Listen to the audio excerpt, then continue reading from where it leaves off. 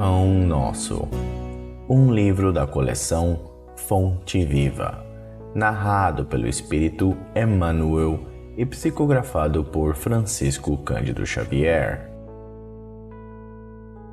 Capítulo 46. Vós, entretanto. Mas nós, que somos fortes, devemos suportar as fraquezas dos fracos e não agradar a nós mesmos. Paulo, Romanos 15:1. Com que objetivo adquire o homem a noção justa da confiança em Deus?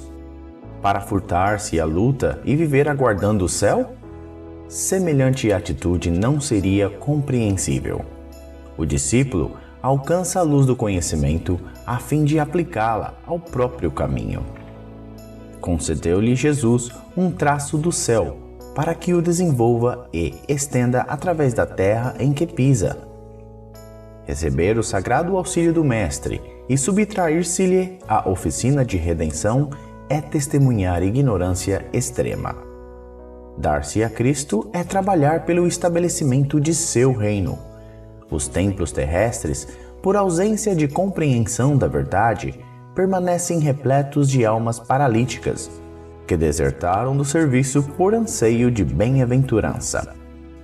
Isto pode entender-se nas criaturas que ainda não adquiriram o necessário senso da realidade, mas vós, os que já sois fortes no conhecimento, não deveis repousar na indiferença ante os impositivos sagrados da luz acesa pela infinita bondade do Cristo em nosso mundo íntimo. É imprescindível tome cada um os seus instrumentos de trabalho na tarefa que lhe cabe, agindo pela vitória do bem no círculo de pessoas e atividades que o cercam. Muitos espíritos doentes, nas falsas preocupações e na ociosidade do mundo, poderão alegar ignorância. Vós, entretanto, não sois fracos, nem pobres da misericórdia do Senhor.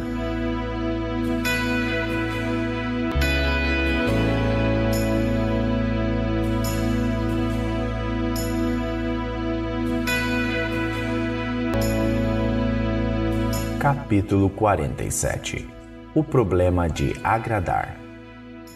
Se estivesse ainda agradando aos homens, não seria servo do Cristo. Paulo, Gálatas 1:10.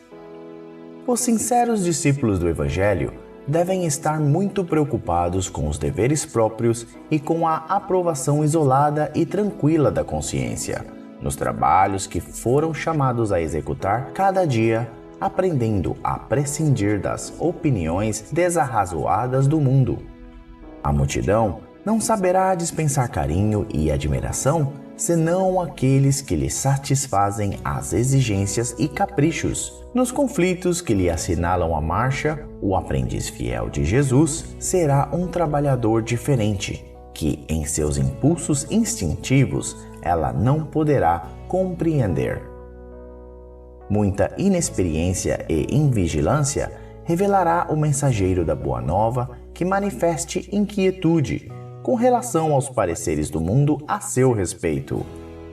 Quando se encontre na prosperidade material, em que o mestre lhe confere mais rigorosa mordomia, muitos vizinhos lhe perguntarão maliciosos pela causa dos êxitos sucessivos em que se envolve e, quando penetra o campo da pobreza e da dificuldade, o povo lhe atribui as experiências difíceis às supostas defecções, ante as sublimes ideias esposadas.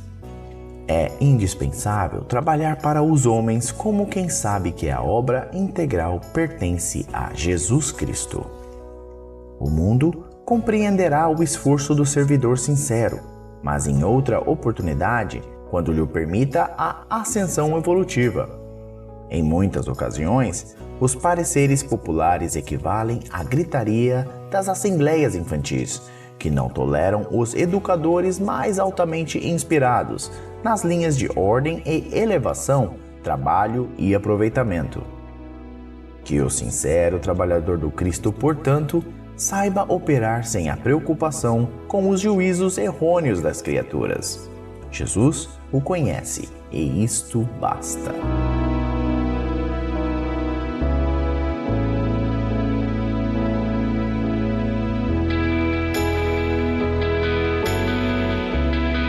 Capítulo 48. Compreendamos. Sacrifícios e ofertas, holocaustos e oblações pelo pecado não quiseste, nem te agradaram. Paulo, Hebreus 10:8. O mundo antigo não compreendia as relações com o Altíssimo, senão através de suntuosas oferendas e pesados holocaustos. Certos povos primitivos atingiram requintada extravagância religiosa, conduzindo sangue humano aos altares. Tais manifestações infelizes vão se atenuando no cadinho dos séculos. Entretanto, ainda hoje se verificam lastimáveis pruridos de excentricidade nos votos dessa natureza. O cristianismo operou completa renovação no entendimento das verdades divinas. Contudo, ainda em suas fileiras, costumam surgir absurdas promessas que apenas favorecem a intromissão da ignorância e do vício.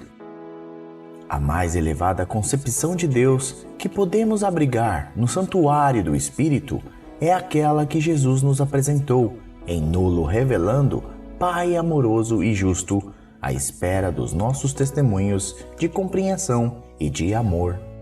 Na própria crosta da terra, qualquer chefe de família consciencioso e reto não deseja os filhos em constante movimentação de ofertas inúteis, no propósito de arrefecer-lhe a vigilância afetuosa.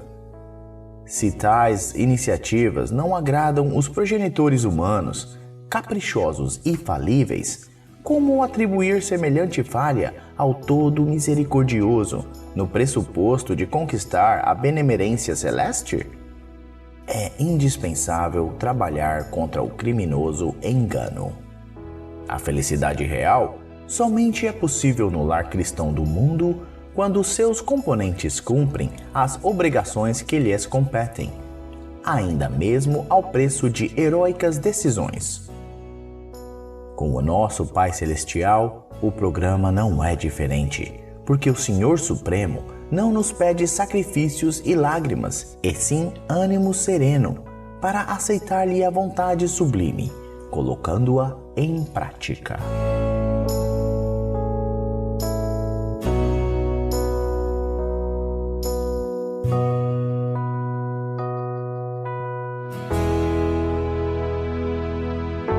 Capítulo 49. Velho argumento. E aduzindo ele isto em sua defesa, disse Fasto em alta voz: Estás louco, Paulo, as muitas letras te fazem delirar. Atos 26:24.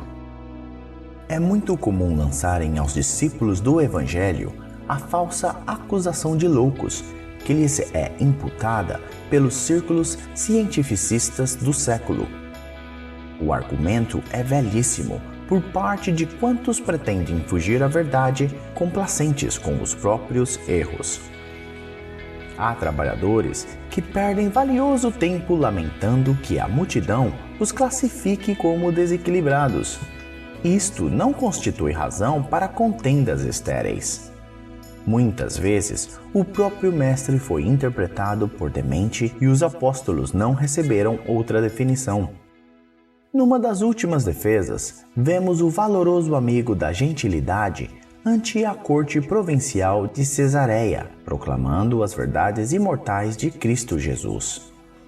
A assembleia toca-se de imenso assombro. Aquela palavra franca e nobre estarrece os ouvintes.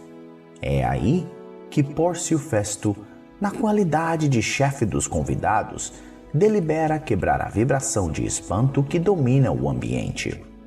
Antes, porém, de fazê-lo, o argucioso romano considerou que seria preciso justificar-se em bases sólidas. Como acusar, no entanto, o grande convertido de Damasco, se ele, Festo, lhe conhecia o caráter íntegro, a sincera humildade, a paciência sublime e o ardoroso espírito de sacrifício? Lembra-se então das muitas letras, e Paulo é chamado louco pela ciência divina de que dava testemunho. Recorda, pois, o abnegado batalhador e não dispenses apreço às falsas considerações de quantos te provoquem ao abandono da verdade. O mal é incompatível com o bem, e por poucas letras, ou por muitas, desde que te alistes entre os aprendizes de Jesus, não te faltará o mundo inferior com o sarcasmo e a perseguição.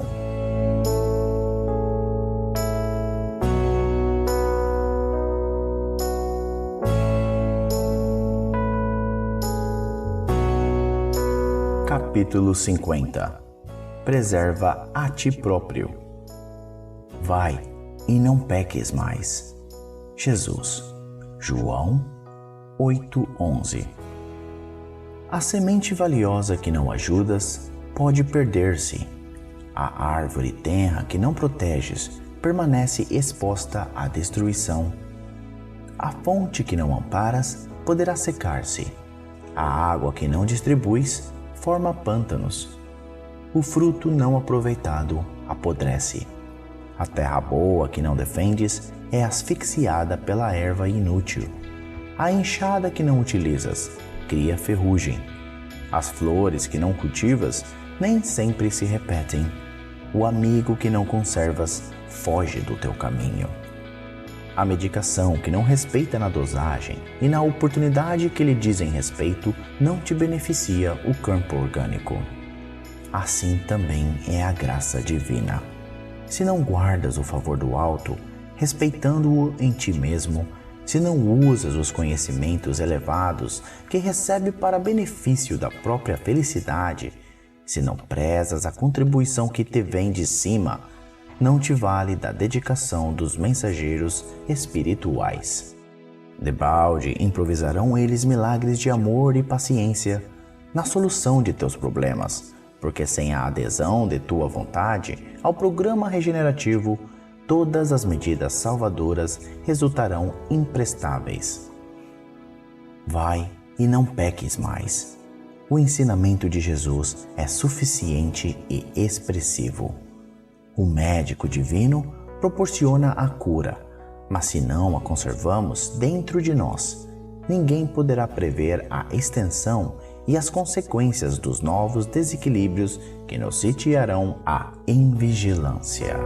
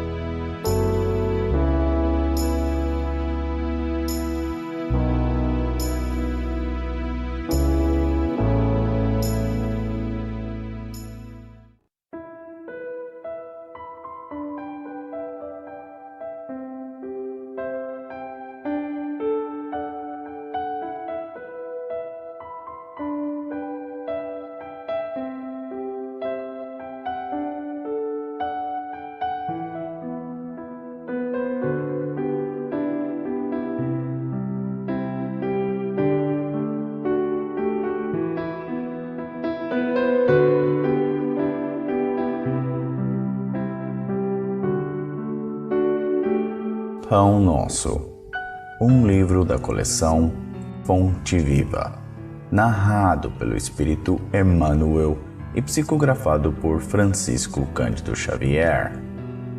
Capítulo 51. Socorre a ti mesmo. Pregando o Evangelho do Reino e curando todas as enfermidades. Mateus 9:35.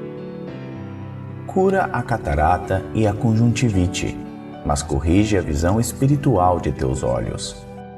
Defende-te contra a surdez, entretanto, retifica o teu modo de registrar as vozes e solicitações variadas que te procuram. Medica a arritmia e a dispneia, contudo, não entregues o coração à impulsividade arrasadora. Combate a neurastenia e o esgotamento. No entanto, cuida de reajustar as emoções e tendências. Persegue a gastralgia, mas educa teus apetites à mesa. Melhora as condições do sangue, todavia, não o sobrecarregues com os resíduos de prazeres inferiores. guerreia a hepatite. Entretanto, livra o fígado dos excessos em que te comprases. Remove os perigos da uremia. Contudo, não sufoques os rins com os venenos de taças brilhantes. Desloca o reumatismo dos membros, reparando, porém, o que fazes com os teus pés, braços e mãos. Sana os desacertos cerebrais que te ameaçam. Todavia, aprende a guardar a mente no idealismo superior e nos atos nobres. Consagra-te à própria cura, mas não esqueças a pregação do reino divino aos teus órgãos. Eles são vivos e educáveis. Sem que teu pensamento se purifique e sem que a tua vontade comande o barco do organismo para o bem, a intervenção dos remédios humanos não passará de medida em trânsito para a inutilidade.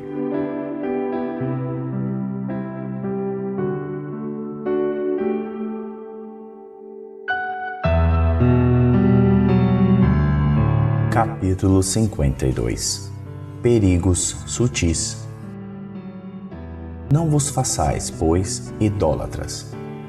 Paulo, 1 Coríntios 10, 7. A recomendação de Paulo aos Coríntios deve ser lembrada e aplicada em qualquer tempo, nos serviços de ascensão religiosa do mundo. É indispensável evitar a idolatria em todas as circunstâncias. Suas manifestações sempre representaram sérios perigos para a vida espiritual. As crenças antigas permanecem repletas de cultos exteriores e de ídolos mortos. O Consolador, enviado ao mundo na venerável missão espiritista, vigiará contra esse venenoso processo de paralisia da alma. Aqui e acolá surgem pruridos de adoração que se faz imprescindível combater. Não mais imagens dos círculos humanos, nem instrumentos físicos supostamente santificados para cerimônias convencionais, mas entidades amigas e médiuns terrenos que a consciência alheia vai entronizando inadvertidamente no altar frágil de honrarias fantasiosas.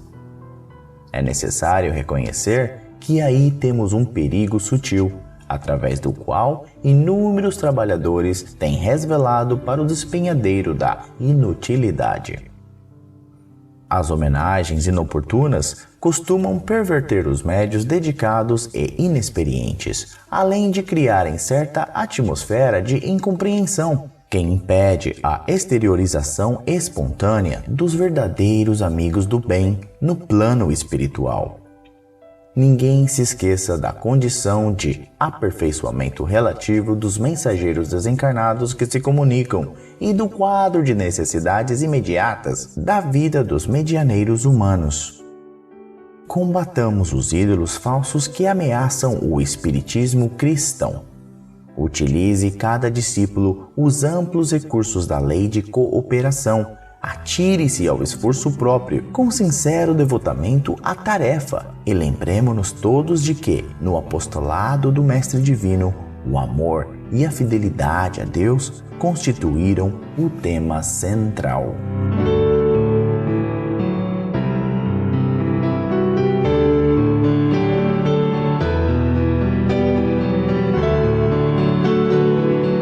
Capítulo 53.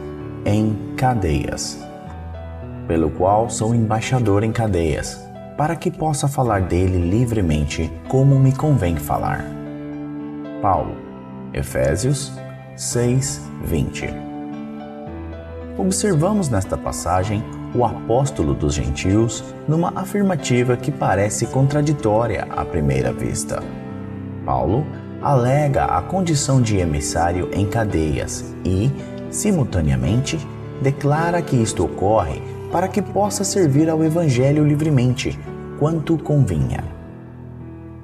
O grande trabalhador dirigia-se aos companheiros de Éfeso, referindo-se à sua angustiosa situação de prisioneiro das autoridades romanas. Entretanto, por isso mesmo, em vista do difícil testemunho, trazia o espírito mais livre para o serviço que lhe competia realizar. O quadro é significativo para quantos pretendem a independência econômico-financeira ou demasiada liberdade no mundo, a fim de exemplificarem os ensinamentos evangélicos. Há muita gente que declara aguardar os dias da abundância material e as facilidades terrestres para atenderem ao idealismo cristão. Isso, contudo, é contrassenso. O serviço de Jesus se destina a todo lugar. Paulo, entre cadeias, se sentia mais livre na pregação da verdade.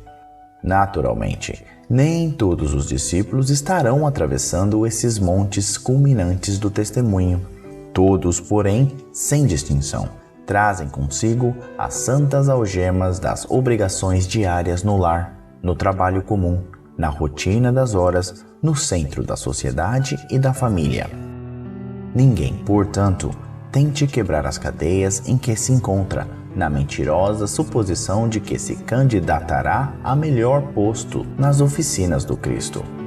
Somente o dever bem cumprido nos confere acesso à legítima liberdade.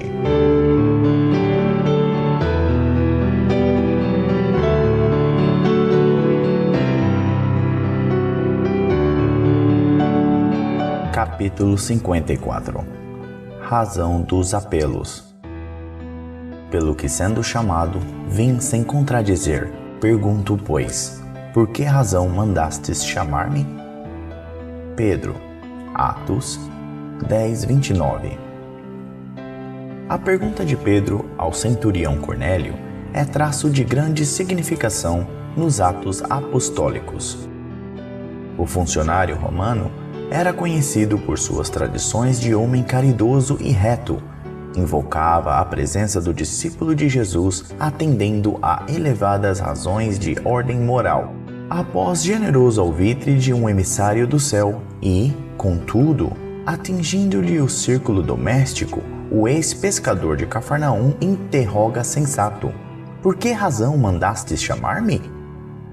Simão precisava conhecer as finalidades de semelhante exigência, tanto quanto o servidor vigilante necessita saber onde pisa e com que fim é convocado aos campos alheios.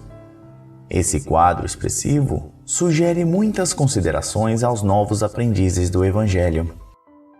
Muita gente, por ouvir referências a esse ou aquele espírito elevado, costuma invocar-lhe a presença nas reuniões doutrinárias. A resolução, porém, é intempestiva e desarrazoada. Por que reclamar a companhia que não merecemos? Não se pode afirmar que o impulso se filie à leviandade. Entretanto, precisamos encarecer a importância das finalidades em jogo. Imaginai-vos chamando Simão Pedro a determinado círculo de oração e figuremos a equisciência do venerável apóstolo ao apelo.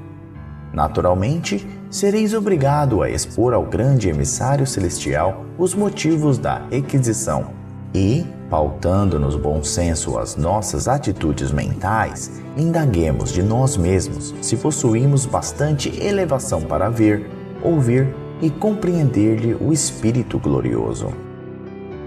Quem de nós responderá afirmativamente?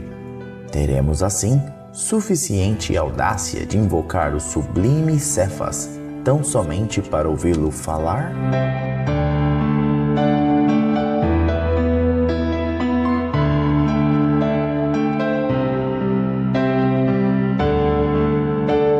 Capítulo 55. Coisas invisíveis. Porque as coisas invisíveis, desde a criação do mundo, tanto o seu eterno poder como a sua divindade se entendem e claramente se veem pelas coisas que estão criadas.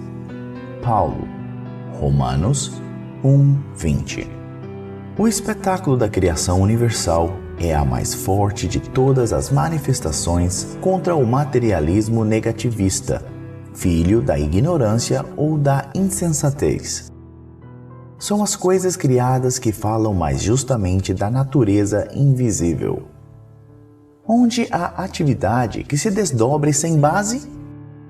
Toda forma inteligente nasceu de uma disposição inteligente. O homem conhece apenas as causas de suas realizações transitórias, ignorando, contudo, os motivos complexos de cada ângulo do caminho. A paisagem exterior que lhe afeta o sensório é uma parte minúscula do acervo de criações divinas que lhe sustentam o habitat, condicionado às suas possibilidades de aproveitamento. O olho humano não verá além do limite da sua capacidade de suportação. A criatura conviverá com os seres de que necessita no trabalho de elevação e receberá ambiente adequado aos seus imperativos de aperfeiçoamento e progresso, mas que ninguém resuma a expressão vital da esfera em que respira no que os dedos mortais são suscetíveis de apalpar. Os objetos visíveis no campo de formas efêmeras constituem breve e transitória resultante das forças invisíveis no plano eterno. Cumpre os deveres que te cabem e receberás os direitos que te esperam. Faze corretamente o que te pede o dia de hoje e não precisarás repetir a experiência amanhã.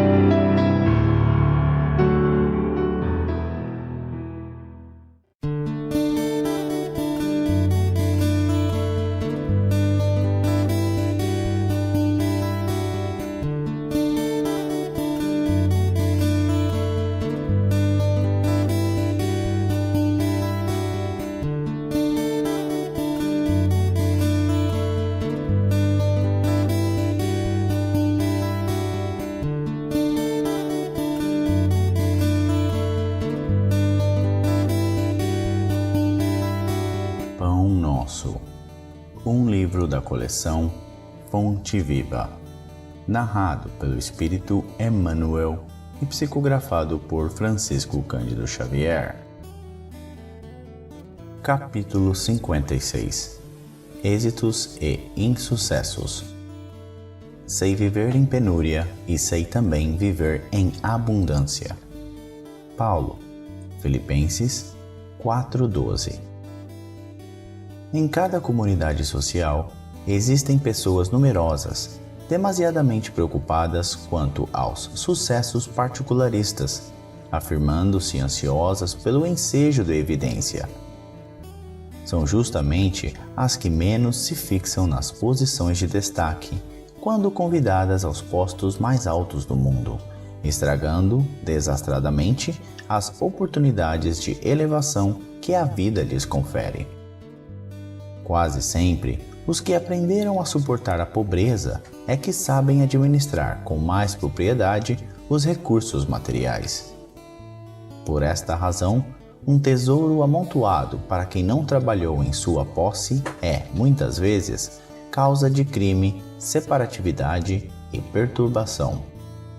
Pais trabalhadores e honestos formarão nos filhos a mentalidade do esforço próprio e da cooperação afetiva, ao passo que os progenitores egoístas e descuidados favorecerão nos descendentes a inutilidade e a preguiça. Paulo de Tarso, na lição à Igreja de Filipos, refere-se ao precioso imperativo do caminho, no que se reporta ao equilíbrio, demonstrando a necessidade do discípulo quanto à valorização da pobreza e da fortuna, da escassez e da abundância. O êxito e o insucesso são duas taças guardando elementos diversos que, contudo, se adaptam às mesmas finalidades sublimes. A ignorância humana, entretanto, encontra no primeiro o licor da embriaguez e no segundo identifica o fel para a desesperação. Nisto reside o erro profundo, porque o sábio extrairá da alegria e da dor, da fartura ou da escassez, o conteúdo divino.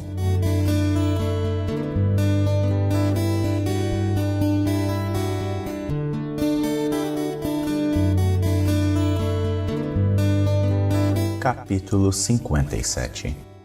Perante Jesus. E tudo quanto fizerdes, fazei-o de todo o coração, como ao Senhor, e não aos homens. Paulo. Colossenses 3:23. A compreensão do serviço do Cristo entre as criaturas humanas alcançará mais tarde a precisa amplitude para a glorificação daquele que nos segue de perto desde o primeiro dia, esclarecendo-nos o caminho com a divina luz. Se cada homem culto indagasse de si mesmo quanto ao fundamento essencial de suas atividades na terra, encontraria sempre no santuário interior vastos horizontes para ilações de valor infinito. Para quem trabalhou no século? A quem ofereceu o fruto dos labores de cada dia? Não desejamos menoscabar a posição respeitável das pátrias, das organizações, da família e da personalidade. Todavia, não podemos desconhecer-lhes a expressão de relatividade no tempo. No transcurso dos anos, as fronteiras se modificam, as leis evolucionam, o grupo doméstico se renova e o homem se eleva para destinos sempre mais altos. Tudo o que representa esforço da criatura foi realização de si mesma no quadro de trabalhos permanentes do Cristo. O que temos efetuado nos séculos constitui benefício ou ofensa a nós mesmos na obra que pertence ao Senhor e não a nós outros. Legisladores e governados passam no tempo com a bagagem que lhes é própria, e Jesus permanece a fim de ajuizar da vantagem ou desvantagem da colaboração de cada um no serviço divino da evolução e do aprimoramento. Administração e obediência, responsabilidades de traçar e seguir, são apenas subdivisões da mordomia conferida pelo Senhor aos tutelados. O trabalho digno é a oportunidade santa. Dentro dos círculos do serviço, a atitude assumida pelo homem honrar-lhe-á ou desonrar-lhe-á a personalidade eterna perante Jesus Cristo.